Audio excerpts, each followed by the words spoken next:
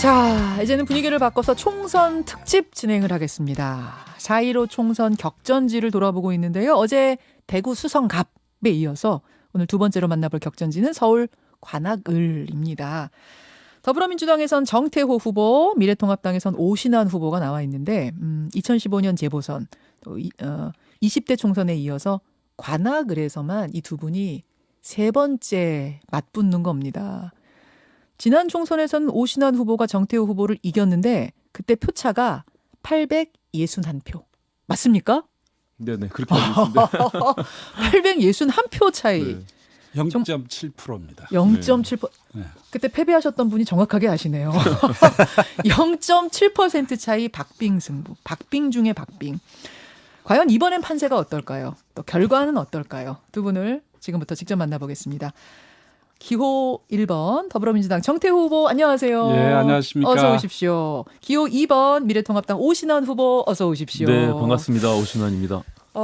지난 총선에 대한 기억은 뭐 오신환 후보는 짜릿하셨을 테고 정태호 후보는 어떠셨어요? 쓰라렸죠. 쓰라리였었고 지난번엔 그랬는데 이번엔 좀 어떤지 두 분 선거운동하시면서 느껴지는 이 분위기 뭐 판세랄까요? 민심 어떻게 느끼세요? 먼저 정태호 후보님. 예, 제가 청와대 나와서 한 7개월 됐습니다. 예. 지역을 다녀보면은 주민들이 대개 이제 지역 발전에 대한 관심이 많고요. 또 이번에는 이 지역에서 우리 오신환 후보님하고 1대1 사실상 1대1 그 대결이 된 것 같아요. 지난번에는 저희 당 쪽에 약간 좀 지지층의 분열이 있었는데 지난 총선에선 예. 그래서 한번 진검승부가 예상이 되고 아무래도 이쪽이 저희 그 지지층이 좀 원래 강한 지역이기 때문에 크게 기대를 하고 있는 분위기입니다. 좋은 분위기 읽고 계신단 말씀. 그렇습니다. 오신환 후보님. 개인적으로 관악에서 제 선거 6번째 선거입니다. 예. 음. 한 번도 쉬운 선거는 없었고요. 늘 민주당의 그 강한 바람을 벼랑 끝에서 맞으면서 선거를 치러왔습니다. 제가 3번의 선거 승리를 이뤄냈는데 저는 관악이 변화하고 있다고 생각하고요. 지금 정 후보님 말씀하신 대로 1대1 진검승부가 저로서는 오히려 좋다라고 생각합니다. 그래서 제가 그동안 5년 동안에 한 의정활동 내용들 예. 뭐 좋은 긍정적인 평가를 받고 있기 때문에 저는 인물 대결로서 진검승부를 펼치겠다 이런 말씀을 드립니다. 두 분 다 진검승부 자신 있다. 뭐 네. 좋은 분위기 읽으세요, 오 의원님도. 일단 국민들이 너무 힘듭니다. 지금 지역을 다니다 보면 예. 뭐 경제가 워낙 지금 어려운 상황에 있고 또 코로나19로 인해서 그 불안과 불만들이 굉장히 가득하기 때문에 저는 이제 문재인 정부 3년 차를 맞이하고 있는 이 시점에서 정권에 대한 분명한 평가들이 알겠습니다. 국민들한테 펼쳐질 것이다 이렇게 생각합니다. 시작부터 뜨겁네요. 지금까지는 편안하게 말씀하셨는데 이제부터는 룰을 따라주셔야 됩니다. 제가 본격 토론에 들어가기 전에 룰 설명을 좀 드리죠. 두 후보에게 먼저 공통 질문을 드릴 거고요. 그 후에 상호 질문 시간이 있습니다. 저희가 사전에 상대 후보에게 꼭 하고 싶은 질문이 뭔가 2개씩만 준비해 오셔라 이렇게 부탁을 드렸어요. 누구보다 날카로운 질문을 상대 후보에게 던지실 거라고 저희는 생각을 하고 답변 시간은 동일하게 드리겠습니다. 만약 이 룰을 따르지 않고 발언 시간이 좀 길어질 경우에는 저희가 마이크를 내릴 수도 있다는 점 미리 양해를 구하고 시작을 해보죠. 먼저 공통 질문. 서울 관악을 왜 꼭 나여야 하는가? 왜 나여야 하는가? 먼저 1번 민주당 정태호 후보님. 왜 정태호여야 합니까? 예, 우선 그 코로나 문제로 이제 고통받고 계시는 이제 국민들께 그러면서 또 잘 이겨내고 계시는 국민들께 감사와 위로의 말씀을 전하고 싶고요.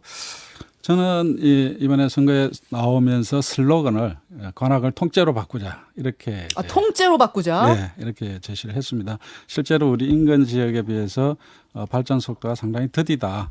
그런 부분에 대해서 우리 주민들의 많은 걱정들이 있습니다. 실제로 만나보면서 야 이거는 뭔가 담대하고 대담한 구상이 아니면은 그걸 또 실천할 수 있는 그 능력이 없으면 이 관악구의 발전이라는 게 그 속도가 계속 더딜 수밖에 없다 이런 생각을 하게 됐고요. 그래서 관악을 통째로 바꾸자 이런 슬로건을 제시했는데 결국은 이 관악구는 재정적으로 열악한 지역이기 때문에 중앙 정부나 서울시의 도움이 필요합니다.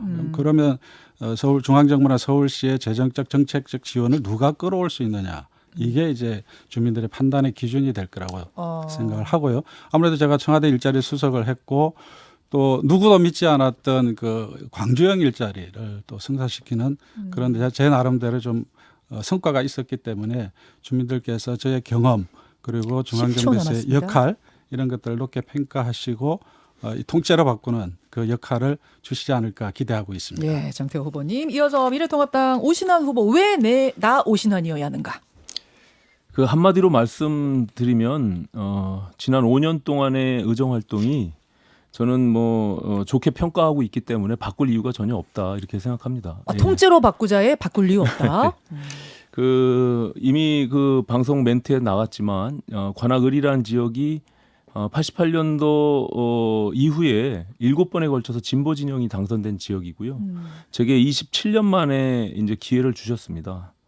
그 당시에 제가 약속드렸던 것이 이 교통 지역의 관악을 탈출시키겠다라는 것이었는데 예. 제 임기 중에 신림선 경전철을 착공시켰고 이제 2년 뒤에는 서울대학교에서 여의도까지 가는 경전철의 시대를 맞이하게 됩니다. 예. 그리고 제가 의정활동 측면에서 보면 오신환은 소신을 지켰고 또 관악의 명성을 지켰다고 생각을 합니다. 제가 검찰개혁론자로서 검찰개혁을 주도했던 그 수사권 조정안을 성안하는 과정에서 그 공수처와 선거법이 전혀 관계가 없는 것들이 엮이면서 패스트트랙에서 제가 반대를 했고 결국에는 강제 사보임을 당했죠. 예. 그것이 이제 전화위복이 돼서 제가 4년 만에 최연소로 교섭단체 원내대표를 했고요. 그런 과정에서 국회 정상화를 위한 많은 10초 노력들이 남았습니다. 있었습니다. 이번에 제가 다시 국회로 가면 40대의 3선 국회의원이 됩니다. 제가 법사위원장을 꼭 한번 해보고 싶고요.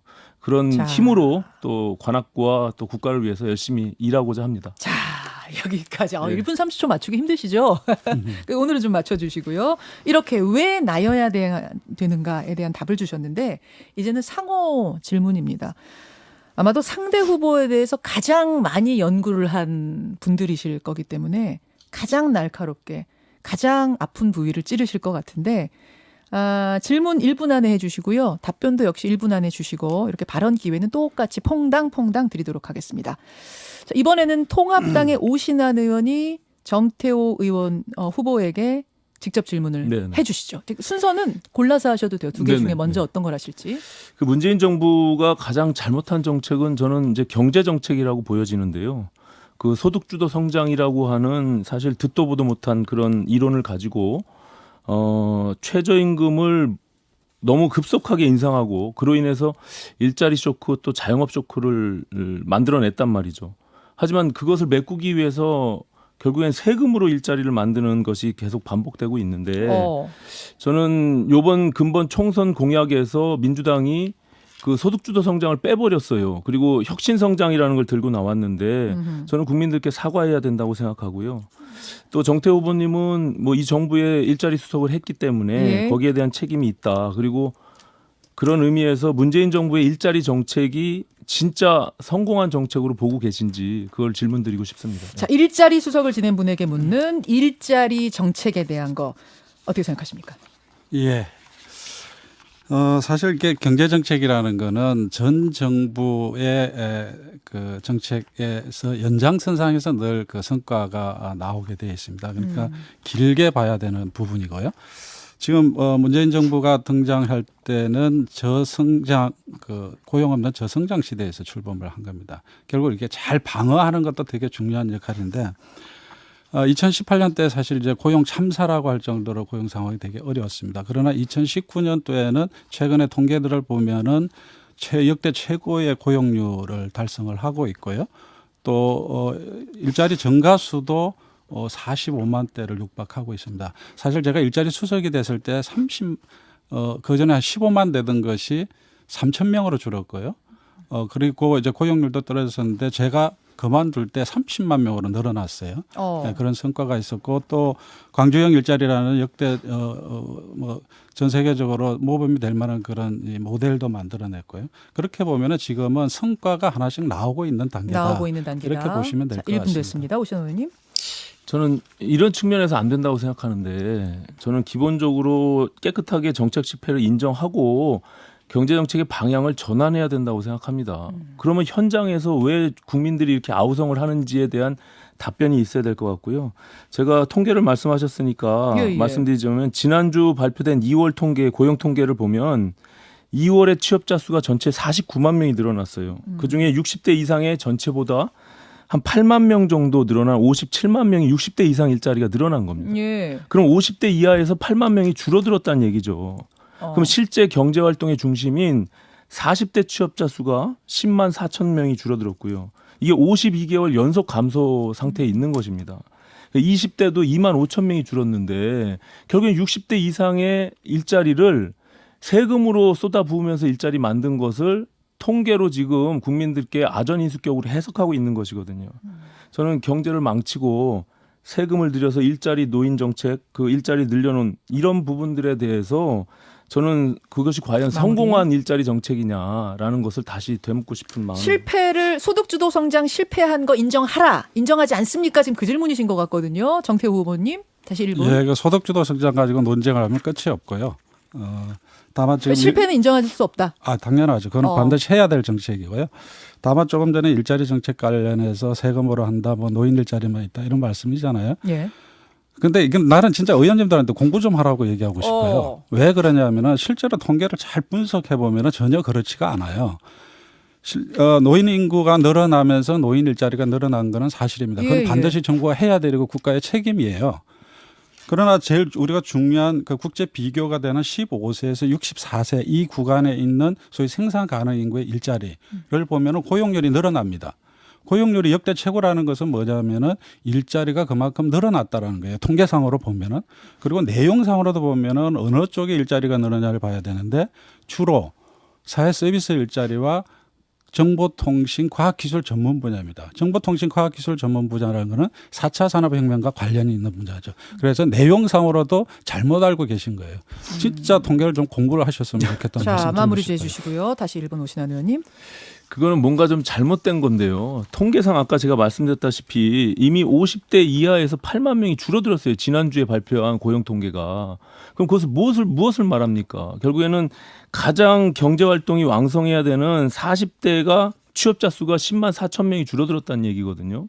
그러면 거기 지금 60대 이상의 일자리가 저는 필요하다고 봅니다. 근데 그것이 안정적이고 지속적으로 그런 일자리가 아니라 그냥 단순히 용돈성 아르바이트성 그 노인들에 대한 그런 일자리를 세금을 쏟아부어서 만들기 때문에 문제가 된다는 거예요.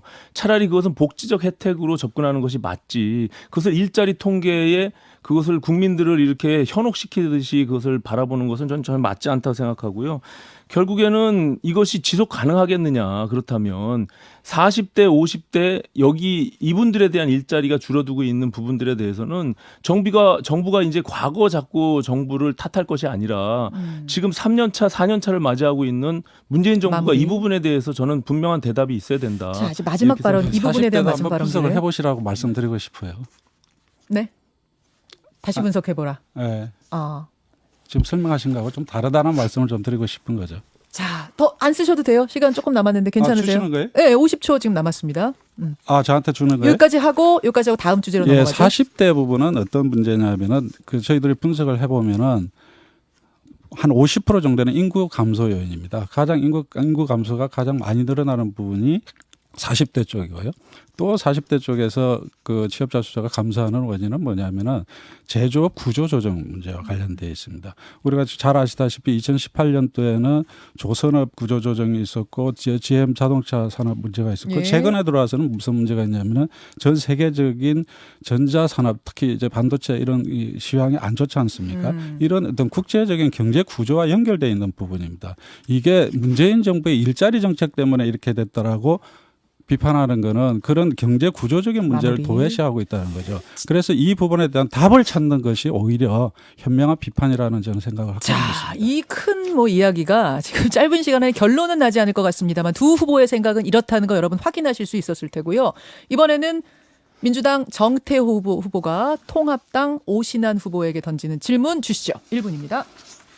예, 그 박근혜 대통령 그 국정농단으로 인해서 탈당을 하시지 않으셨습니까? 그리고 최근에는 박근혜 대통령께서 이제 옥중서신을 통해서 이제 총선에 개입하는 모습을 보여주고 있고, 그러면서 또 통합을 하면서 탄핵의 강을 건너자. 이 탄핵 문제는 뭐 별로 이제 중요한 이슈로 등장하지는 않은 것 같아요. 결과적으로 보면은. 자, 그래서 이 국민들은 당시에 그 한나라당을 탈당해 가지고 분들이 바른미래당을까지 만들어 가지고 활동하다 이제는 다시 그 탄핵에 관한 구체적인 언급 없이 통합까지 가는 거에 대해서 잘 이해를 못하는 것 같아요.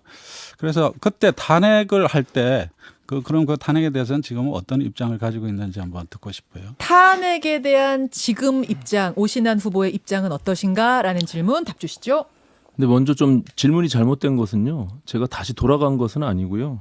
이게 제가 복당을 한 것은 아닙니다. 이제 새보수당과 당시 자유한국당이 기본적으로 정당법 19조에 의거해서 예, 예. 신설합당 방식으로 통합을 이뤄낸 것이죠. 복당은 그것은 아니다. 기본적으로 현 문재인 정권의 실정에 대해서 강한 야당으로서의 어떤 비판적 입장이 있어야 되겠다라는 목소리가 있었고요.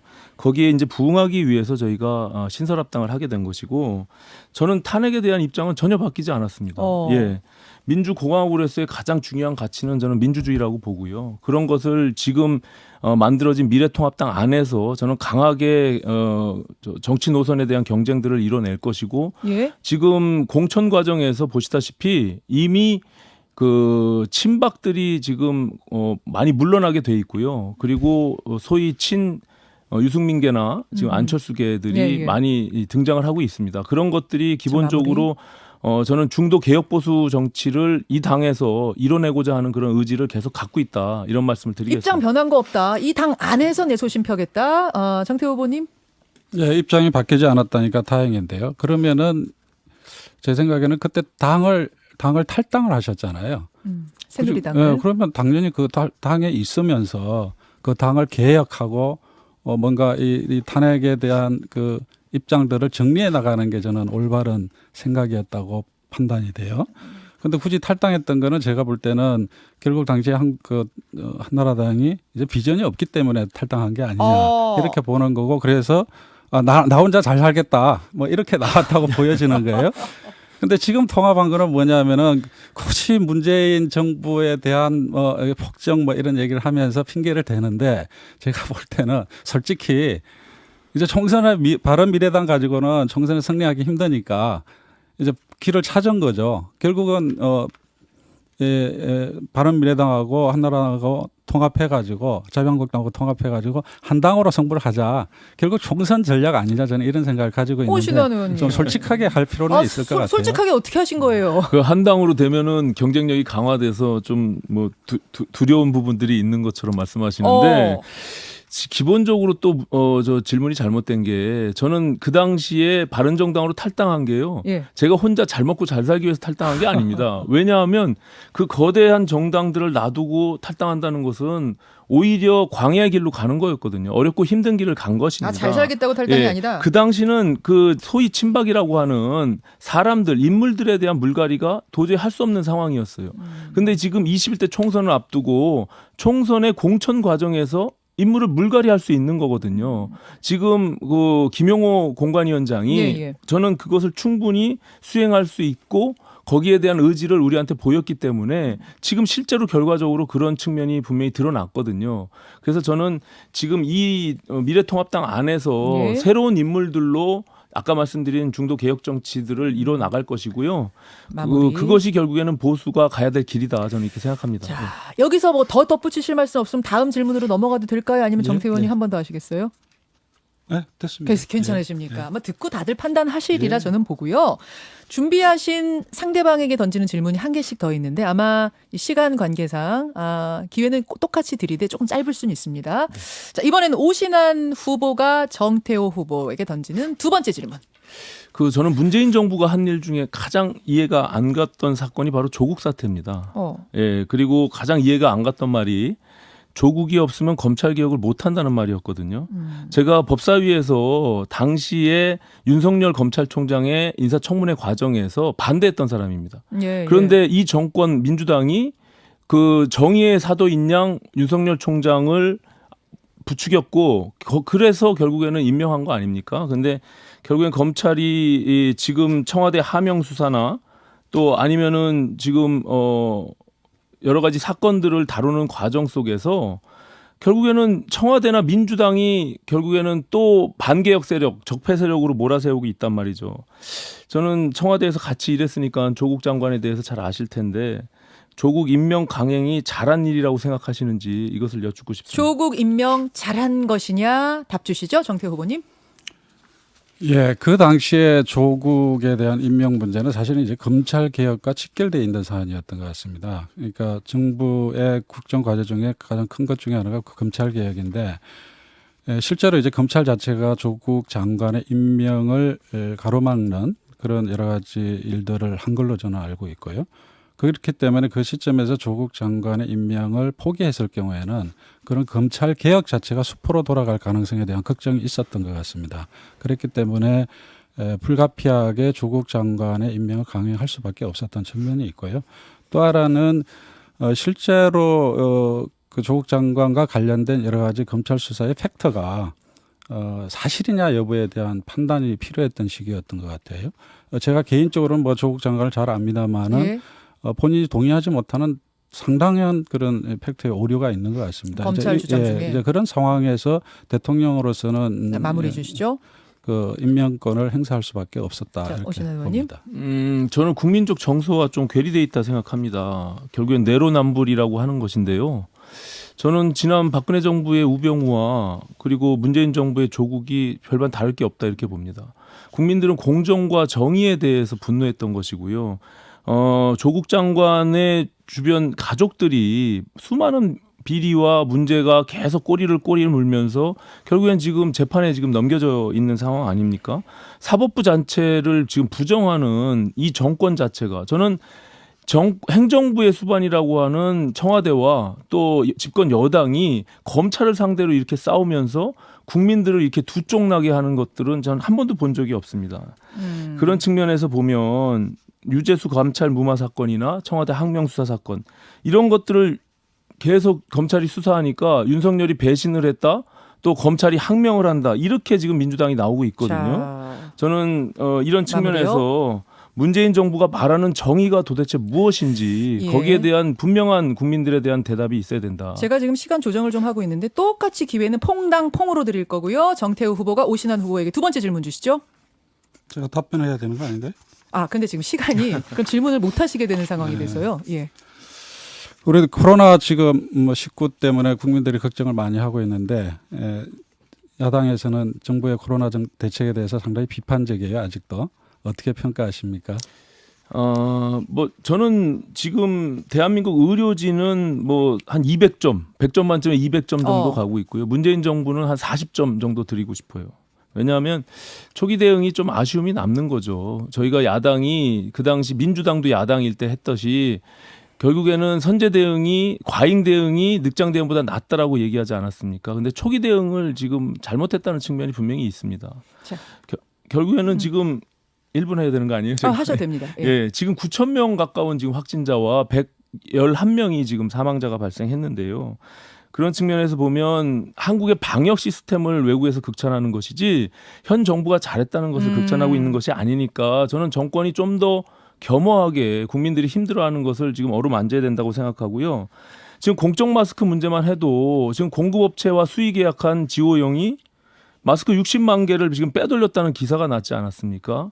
이런 측면에서 보면 정부는 여전히 지금 헤매고 있는데 주시죠. 의료진들의 헌신에 지금 올라타고 있다. 아마 정태호 의원의 발언이 마지막 1분 발언이 될 것 같습니다. 예, 늘 그 야당의 아쉬움이 있다면 이렇게 가짜 뉴스를 가지고 정부 정책에 흠집을 내는 거라고 저는 생각을 합니다. 실제로 지금 조금 전에 정부에 대해서 말씀하셨습니다. 외국에서는 우리나라의 지금 방역 대책의 세 가지 중요한 지점을 극찬을 하고 있습니다. 민주주의에 기반한 투명성, 그다음에 진단 기술, 그리고 또 높은 시민의식, 이 세 가지가 그런 지금과 같은 상황을 만들어내고 있거든요. 거기서 정부의 어떤 투명성 이런 정책들은 대단히 이 문제를 해결하는 데 큰 기여를 하고 있다 저는 보고 있습니다. 자, 그런데 이 지금 대한민국의 방역 대책이 결국은 전 세계적인 글로벌 모델이 되고 있는 거지 않습니까? 이런 상황에서 또 이 방역 대책을 효과적으로 해 나가기 위해서는 야당도 10초 좀 정부에 남았습니다. 적극적으로 협력해서 이게 성과를 낼 수 있도록 하는 게 저는 올바른 자세라고 생각합니다. 자, 너무 공정하게 하다 보니까요. 정말 두 분이 마지막 인사를 나눌 시간조차 지금 부족해졌는데 고생 많이 하셨고요. 끝까지 선의의 경쟁 펼쳐주시기를 당부드리겠습니다. 두 분 고맙습니다. 네, 고맙습니다. 네, 수고하셨습니다. 김현정의 뉴스쇼는 청취자 여러분의 참여로 이루어집니다. 트위터, 페이스북, 레인보우 게시판, 그리고 단문 50원, 장문 100원의 유료 문자 샵 1212, 우물정 1212 통해 참여하실 수 있습니다. 김현정의 뉴스쇼, 여러분과 함께 만듭니다.